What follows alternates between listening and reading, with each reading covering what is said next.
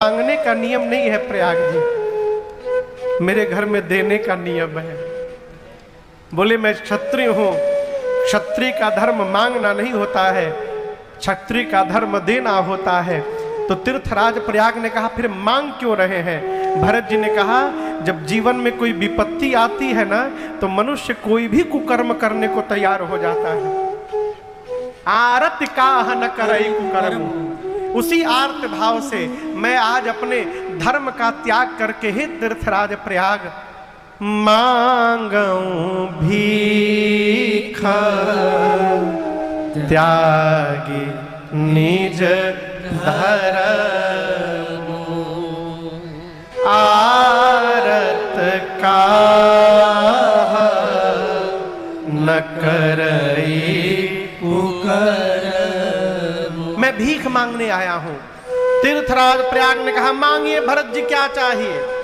मेरे पास 4 ही पदार्थ भरा भंडार हो, मेरे भंडार में चारों पदार्थ है। वो चारों पदार्थ आप जानते क्या है? धर्म है, दूसरा अर्थ है, काम है और मोक्ष है।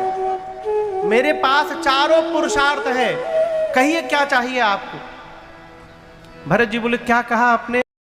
एक पक्षी है चातक, क्या नाम है? आप लोग उसके बारे में कुछ जानते हैं? चातक जो पक्षी है वो हमेशा बादल को देखता है। क्यों? स्वाति नक्षत्र में जब बादल जल गिराते हैं तो वो चातक उसी जल का केवल पान करता है, दूसरा कोई जल नहीं पीता। अब आप बताइए तीर्थराज प्रयाग, यदि चातक पक्षी बादल को देख रहा है, रटनी लगाया है पानी दो पानी दो पानी दो, और बादल उस जल के स्थान पर पत्थर गिराने लगे चातक के ऊपर, पत्थर गिरने के बाद यदि चातक रटनी छोड़ दे तो फिर उसका प्रेम कहां रहा? वो तो स्वार्थ बस प्रेम करता रहा। जब तक जल मिला तब तक बादल बादल, और जब पत्थर मिला तो बादल को भूल गया। बात तो तब है जब बादल पत्थर गिराए, उसके बाद भी चातक की रटनी में कोई कमी ना आवे, ये प्रेम है।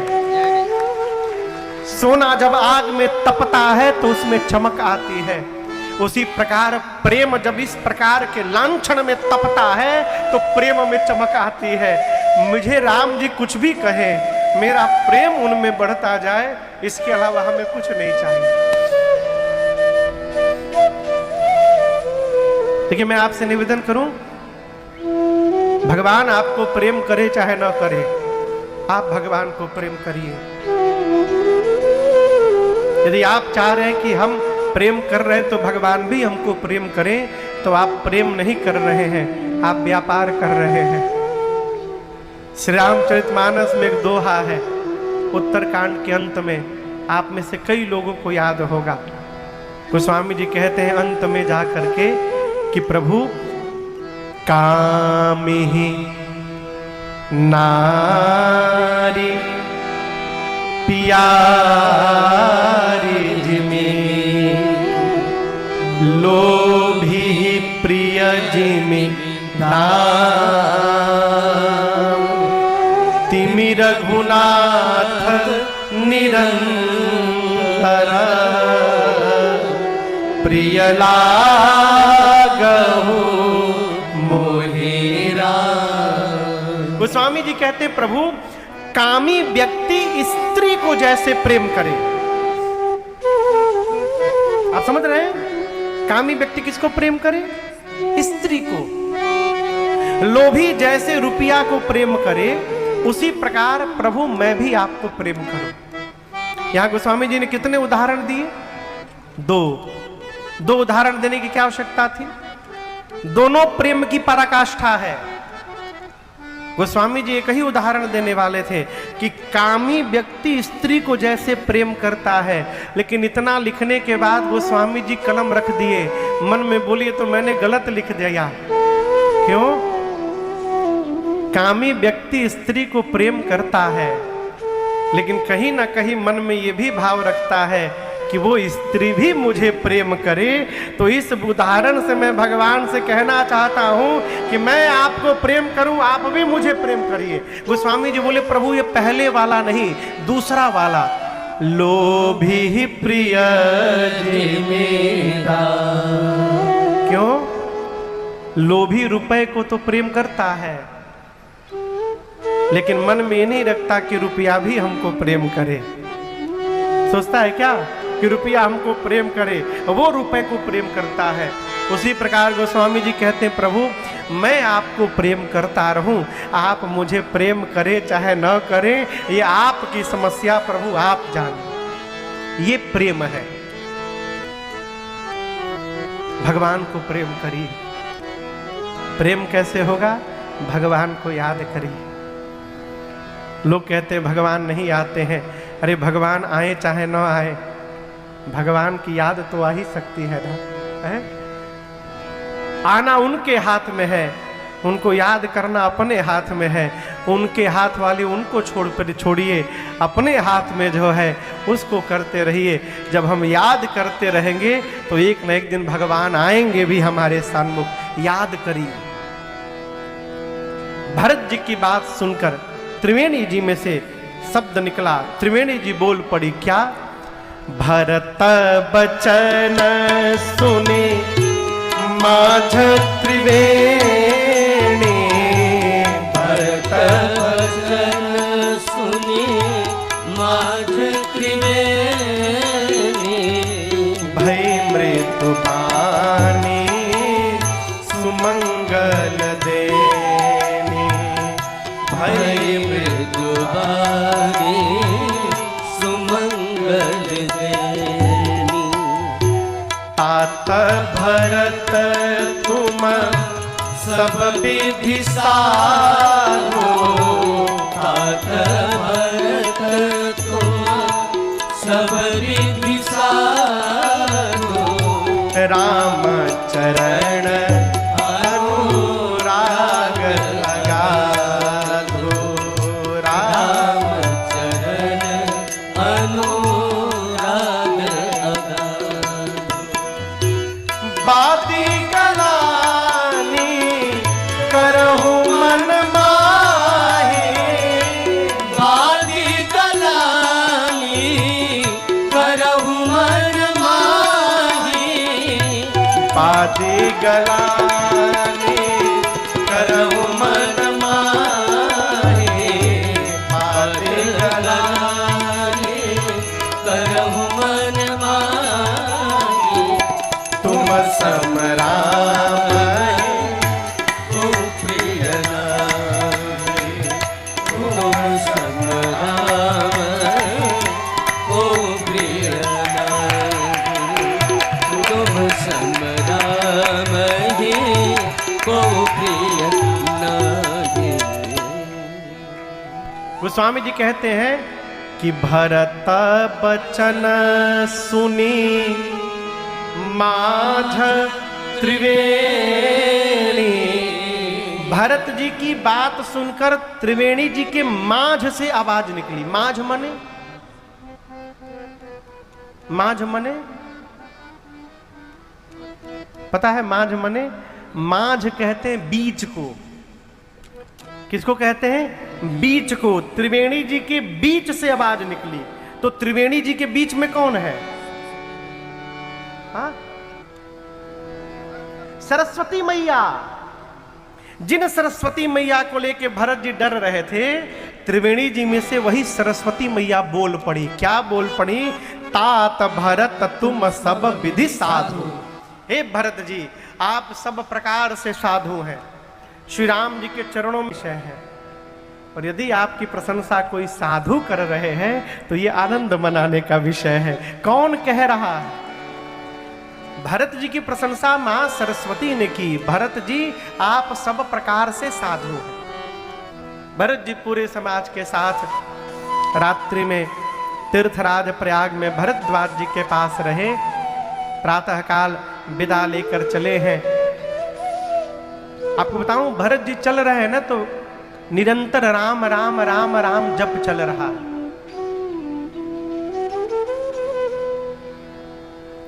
भरत जब मुंह से राम बोलते हैं ना, तो रास्ते के जो पत्थर हैं वो राम सुनकर पिघलना प्रारंभ कर देते हैं।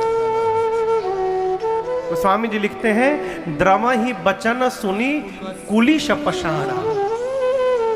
और इस दृश्य को देवताओं के राजा इंद्र ने देख लिया। इंद्र सोचने लगे, भरत जी मुख से राम कह रहे हैं और रास्ते के पत्थर पिघल जा रहे हैं। यदि रास्ते के पत्थर पिघल जा रहे हैं तो राम जी को पिघलने में कितना समय लगेगा। और कहीं भरत जी की बात सुनकर राम जी पिघल के वापस अयोध्या लौट गए तो रावण से मेरी कुर्सी कौन दिलाएगा। देखिए, स्वार्थी आदमी, स्वार्थी व्यक्ति, उसको किसी के सुख दुख से कोई लेना देना नहीं, उसको केवल अपने स्वार्थ से मतलब है। बतिया बुझाता? स्वार्थी को कोई लेना देना नहीं, कौन बैठा है कौन नहीं बैठा है, उसको केवल अपना सुख चाहिए, अपना अपना काम बने, सीताराम। इंद्र ने देव गुरु बृहस्पति से कहा डर के, गुरुदेव आप ऐसा कुछ करिए कि राम जी और भरत जी का भेंट न होने पावे। सोचिए कितना कैसा सोच है इंद्र का। बोले गुरुजी, राम जी भरत जी मिलने ना पाए। देव गुरु बृहस्पति ने कहा, गुरुदेव ने, इंद्र 1000 नेत्र होने के बाद भी अंधे बने हुए हो। एक सूत्र याद रखना जीवन में, मायापति सेवक सन माया। मायापति कौन? राम जी। राम जी के सेवक के साथ मायापति सेवक सन माया। भगवान के भक्त के साथ यदि तुमने माया की इंद्र, तो याद रखिएगा वो माया भक्त पर नहीं जाएगी, उलटी पर सुर करई त उलटी परई सुर उलटी परई सुर, उतने बोलना था। करई तो हम बोल चुके थे पहले। मायापति भगवान के भक्त के साथ यदि आपने माया की तो माया पलट के आपके ऊपर चढ़ जाएगी। इस चौपाई का प्रमाण हम लोगों ने देखा है अपने जीवन में, हम सभी लोगों ने। हम लोग एक बार 2013 या 14 में लखनऊ में कथा गाने गए। बिस्वा एक जगह है सीतापुर के पास। तो कथा के बाद एक दिन एक कवि जी आए कमरे में मेरे से मिलने, हमको 1.5 घंटा कविता सुनाए। लेकिन आपको बताऊं, जैसे कमरे में आए, मेरे सरकार विराजमान थे स्थान पर, तो सरकार को देख के बोल रहे, महाराज बहुत सुंदर फोटो रखे हैं आप। हमने कहा कवि जी वो फोटो नहीं है, वो मेरे भगवान है। और इस भ्रम में न रहिएगा, वो सब देखते हैं, सब सुनते हैं, सब समझते हैं। ये बात हुई। उसके बाद वो हमको 1.5 घंटा कविता सुनाए। बोले सब मेरी रचना है, अद्भुत अद्भुत अच्छी अच्छी कविता सुनाए। अजय बाबू उस दिन जब वो चले गए तो मुझे रात को नींद ना आवे, आओ न जाने क्यों। मैं 12:30-1 बजे तक जगा रह गया भैया, इस करवट उस करवट। मैं परेशान, नींद क्यों नहीं आ रही है। तो फिर सोचा चलो कुछ पढ़ा जाए। तो एक भारत के साधक हुए प्रातः स्मरणीय पूज्य श्री गीतानंद जी महाराज, उनको भगत जगत भिक्षु जी कहता है। तो उनकी एक इतनी मोटी किताब है मेरे पास, भिक्षु ज्ञान गीतांजलि, 1984 में प्रकाशित हुई किताब, भजनों की किताब है, इतनी मोटी किताब है। 5 दिन से उसको मैं छुआ नहीं था। उस दिन नींद नहीं आ रही थी तो मन में हुआ कुछ पढ़ा जाए, तो सामने वही दिखा, उसी को उठा लिया मैं। और रैंडम बीच में हाथ रख के मैंने जैसे खोला, इतनी मोटी किताब, और जो पृष्ठ खुला और उस पर जो भिक्षु जी ने भजन लिखा था, उस भजन को कवि जी सुना करके हमको गए थे। भिक्षु जी का नाम हटा करके उसमें अपना नाम लगा दिए थे और कहे थे कि मैंने लिखा है। अब वो जब मैं पढ़ा तो मेरा एक कपार लगा फट जाएगा। मुझे हंसी भी आवे कि मैंने कहा था कि भगवान है, ये सब सुनते हैं, और उन्हीं के सामने उनके बच्चे की रचना चुरा के वो हमको सुना के चले गए। ठाकुर जी ने दिखाया, देख झूठ बोल कर गया था, उसकी रचना नहीं है। अब हम लोग मनावे कि अगले दिन वो आए ना, लेकिन कहाँ माने, अगले दिन फिर पहुंच गए वो कविता सुनाने। ये सब लोग बैठे थे, सबको पता था कि आज उनकी क्लास लगने वाली है। हाँ, सब लोग आके बैठे थे, तो उनको चाय वो पिलाया गया। फिर मैंने कहा वो भजन सुनाइए, ममता जगाने की कोशिश न करना, कब्जा जमाने की कोशिश न करना। तो वो शुरू हो गए, लगे सुनाने। अब मैं वो भजन खोल करके, अब पुस्तक मोड़ करके किताब बेड पे रख लिया। जब वो सुना दिए तो मैंने पूछा, बहुत सुंदर लिखा आपने, कब लिखा है इसको आपने? बोले 2 महीना पहले महाराज। ओहो, हमने पूछा प्रिंट नहीं करवाया कहीं? तो बोले महाराज सोच रहा हूँ 150-200 भजन हो जाए फिर छपवाऊंगा। फिर मैंने कहा बताइए, आप इतना मेहनत से भजन लिखते हैं और आपका भजन आपके जन्म के पहले ही भिक्षु जी चुरा कर छपवा दिए हैं। बोले क्या बोले? हमने बोले नहीं, दिखा रहे हैं। अब जैसे उनको हम पुस्तक दिए, मजे की बात, भजन था इस पृष्ठ पर, अब वो इस पृष्ठ को पढ़ रहे थे। कहाँ है, कहाँ है? तो जो उत्तमानंद जी बैठे हैं, ये उनकी उंगली पकड़ के उठाए, बोले ये नहीं, ये पढ़िए, इसमें क्या लिखा है। अब तो पढ़ने लगे, और ठंड का समय, शिवरात्रि में कथा थी, उनको पसीना निकलने लगा। फिर मैंने कहा कवि जी, फिर वो मुझे चौपाई याद आ गई, मायापति सेवक सन माया करई तो उलटी परई सुरराया। मैंने कहा आपको मना किया था कि मेरे भगवान है, फोटो न समझिएगा। आपने इन्हीं के सामने इनके भक्त की रचना चुरा के अपना नाम लगा दिया। आपको पता है कल रात को मेरे ठाकुर जी ने मुझे दिखाया है कि देख झूठ बोल कर गया था वो। कवि जी भागे और आज तक दोबारा नहीं दिखाई पड़े हमको। भगवान के भक्त के साथ माया भूल कर भी ना करिएगा, नहीं तो माया कब उलट जाएगी आपके ऊपर, खोपड़ी पर पते नहीं चलेगा। है राम जी चित्रकूट में बैठे हुए हैं। देवगुरु बृहस्पति ने कहा, इंद्र पूरा जगत राम राम जपता है और आपको पता नहीं है, चित्रकूट में बैठकर राम जी दिन रात भरत भरत जप रहे हैं, इसलिए भरत जी जा रहे हैं। गुरुदेव ने कहा, भरत सरिसा को राम सने, भरत सरिसा को राम सने, जग जप राम राम जप रे।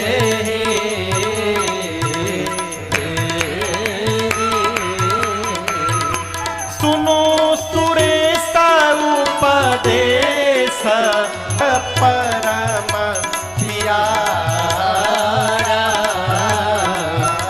राम ही सेवक परम प्यारा, राम ही सेवक परम प्यारा। गुरुदेव भगवान ने कहा, इंद्र सावधान, पूरा जगत राम राम जपता है और राम जी चित्रकूट में बैठकर दिन रात भरत भरत जपते हैं। आप घर में बैठकर किसी एक व्यक्ति का नाम जोड़ जोड़ से लीजिएगा तो क्या होगा? कहिए। कमरे में बैठकर आप किसी का नाम जोड़ जोड़ से, घर के किसी मेंबर का नाम जोड़ जोड़ से लीजिएगा तो क्या होगा? सोचिए क्या होगा, सोचिए। सब हम ही बताएं? सोचिए क्या होगा, बोलिए। हाँ, जिसका नाम लीजिएगा वो दौड़कर आ जाएगा, सीधी सी बात है, इसमें इतना कहाँ दिमाग लगाना है। घर में यदि आप बैठकर किसी का नाम बारंबार लीजिएगा तो दौड़कर आपके पास आ जाएगा। चित्रकूट में बैठकर राम जी जोर जोर से भरत भरत बोल रहे हैं, इसलिए भरत जी दौड़कर चित्रकूट की ओर जा रहे हैं। गुरुदेव ने कहा, भरत जी राम जी से मिलने नहीं जा रहे हैं, राम जी भरत जी से मिलना चाहते हैं, इसलिए भरत भैया चित्रकूट जा रहे हैं, अपना कल्याण चाहते हैं इंद्र। तब भगत शिरोमणि भरत ते जनि डरपहु सुर पाल। भरत जी भक्त नहीं है, भरत जी भक्त शिरोमणि है, इसलिए उनसे डरिए मत। इंद्र ने मानसिक प्रणाम किया भरत भैया को और पूरे समाज को लेकर भरत भैया मंदाकिनी जी के किनारे पहुंचे हैं चित्रकूट में। इधर नहीं उधर, इधर नहीं उधर, इधर मतलब यहां पर, उधर मतलब वहां पर। गोस्वामी जी कहते हैं उहां राम, ये भी बोल सकते थे यहां राम। गोस्वामी जी यहां नहीं बोले, बोले उहां। उहां माने वहां पर चित्रकूट में राम जी जगे, तो गोस्वामी जी कहां है? यदि राम जी वहां जगे हैं तो ये बतिया बोलने वाला कहां है? यहां। यहां कहां? भरत जी के पास। गोस्वामी जी भी मानसिक रूप से अपने को भरत जी के ही पास रखे हैं। क्यों?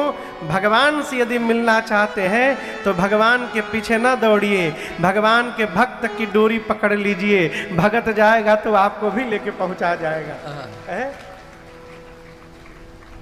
अरे दूर नगरी बड़ी दूर, महापुरुष गाते हैं, हम लोग आज तक नहीं गाए। इसके बाद क्या है वो? अरे कैसे आऊं रे कन्हाई, कैसे आऊं रघुराई, चित्रकूट नगरी बड़ी दूर नगरी। ये महापुरुष लोग आते हैं भागवत जी में। भगवान के भक्त की डोरी पकड़िए, वो जाएंगे तो आपको भी पहुंचा जाएंगे। है? अरे संतन के संग लाग रे, तेरी अच्छी बनेगी। संतन के संग लाग रे, तेरी अच्छी बनेगी। संतन के संग लाग रे, तेरी अच्छी बनेगी। संतन के संग लाग गई। प्रहलाद जी की बन गई, प्रहलाद जी की बन गई। प्रहलाद जी की बन गई, प्रहलाद जी रूह की बनी। प्रहलाद जी की बन कैसे बन गई? राम चरण अनुराग रे, तेरी अच्छी बनेगी। राम चरण अनुराग रे, तेरी अच्छी बनेगी। अब संतन के संग लाग रे, तेरी अच्छी बनेगी।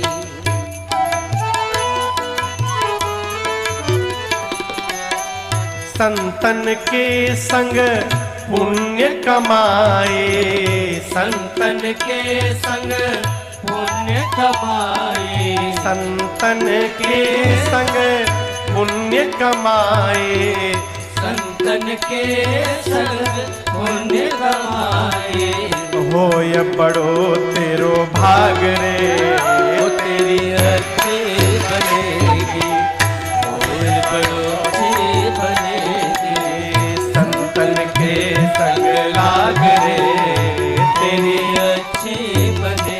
हंस करेंगे कागा से हमें हंस करेंगे। कौवा से हमें हंस करेंगे। कौवा से हमें हंस करेंगे। फिर मिट जाएंगे सब दाग रे, तेरे अच्छी बनेगी। मिट जाएंगे में राम सुमिरन में, राम भजन में। राम सुमिरन में। कहत कबीर राम भजन में। कहत कबीर राम भजन। अब लाग सके तो लाग रे, तेरी अच्छी बनेगी। लाग सके तो लाग रे, तेरी अच्छी बनेगी।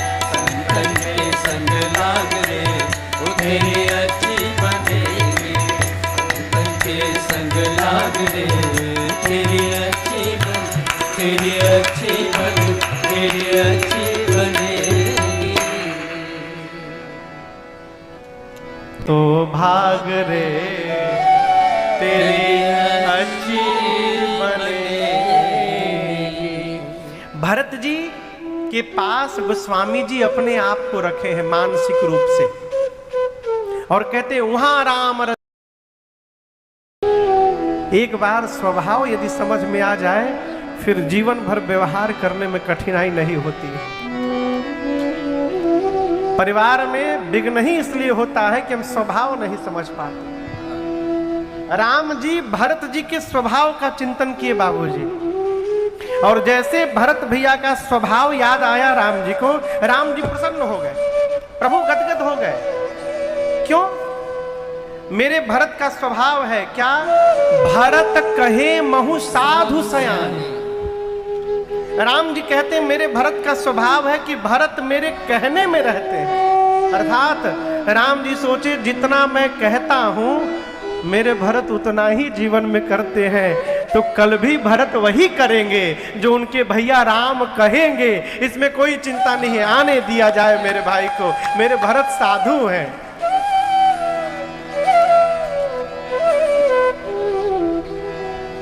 घर परिवार में कोई यदि आपके कहने में जी रहा है, आप बड़भागी हैं। आप अपने को धरती का सौभाग्यशाली जीव समझिएगा। ये तो राम जी सोचे, लेकिन आपको बताऊं लक्ष्मण जी की भुजाएं तन गई। लक्ष्मण जी निकाल लिए बाण, खींच लिए, धनुष पर तान दिए, बोले मार दूंगा भरत शत्रुघ्न को, मार दूंगा। भैया को अकेला जानकर वन में सेना लेकर युद्ध करने चले आए। यहां पर गर्जे लक्ष्मण जी कहते आज ब्रह्मा और शंकर भी सहायता करने उतर गए तो भी भरत को मेरे बाण से कोई बचा नहीं सकता। इतनी गर्जना की लक्ष्मण जी, छोड़ूंगा नहीं, मार दूंगा। आकाशवाणी हुई, आकाशवाणी ने लक्ष्मण जी की जय जयकार की, और जय जयकार करने के बाद आकाशवाणी ने कहा लक्ष्मण जी,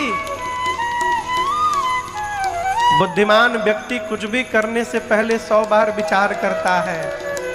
आवेश में आकर व्यवहार कर जाए और बाद में पश्चाताप करे, ये बुद्धिमान व्यक्ति के लक्षण नहीं हुआ करते हैं। आपको यहां एक बात बताऊं, अब सोचिए राम जी के ऊपर क्या बीती होगी। राम जी को लक्ष्मण जी का भी मन बचाना है, अब भरत का भी भाव बचाना है। राम जी मालूम है क्या बोले? राम जी बोले बिल्कुल सही बोले लक्ष्मण। राम जी ने लक्ष्मण जी को डांटा नहीं। आप चौपाई पढ़िएगा, चौपाई क्या कहती है, राम जी क्या कहते हैं। कही तात तुम नीति सुहाई। हे तात, आपने जो नीति बताई बहुत सुंदर बात कही। राजमत से सबते कठिन राजमद भाई। राजमत से कठिन कोई मद नहीं होता।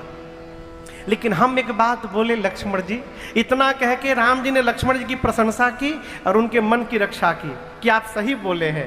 अब भरत जी के बचाव में राम जी बोल रहे हैं। हम एक बात कहे लक्ष्मण जी, आप कह रहे हैं कि अयोध्या की सत्ता मिलने से मेरे भाई को मद हो गया है।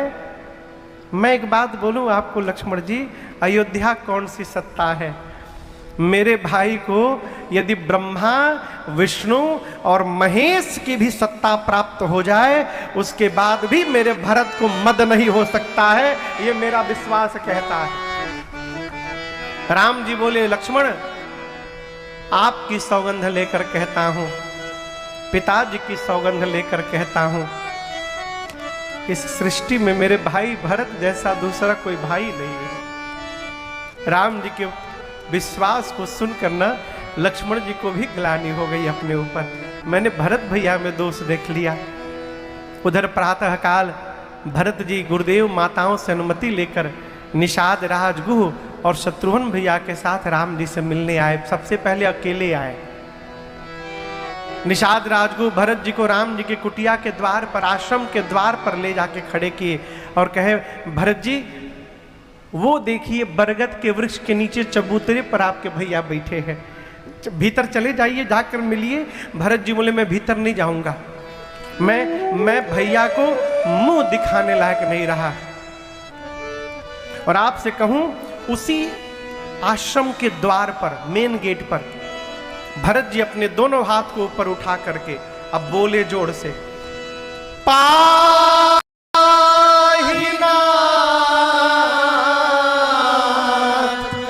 कही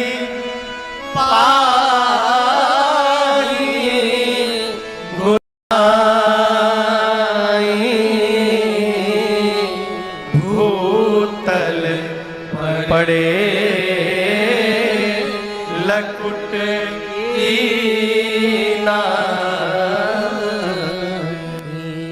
भरत जी दोनों हाथ ऊपर उठाकर बोले पाहिनाथ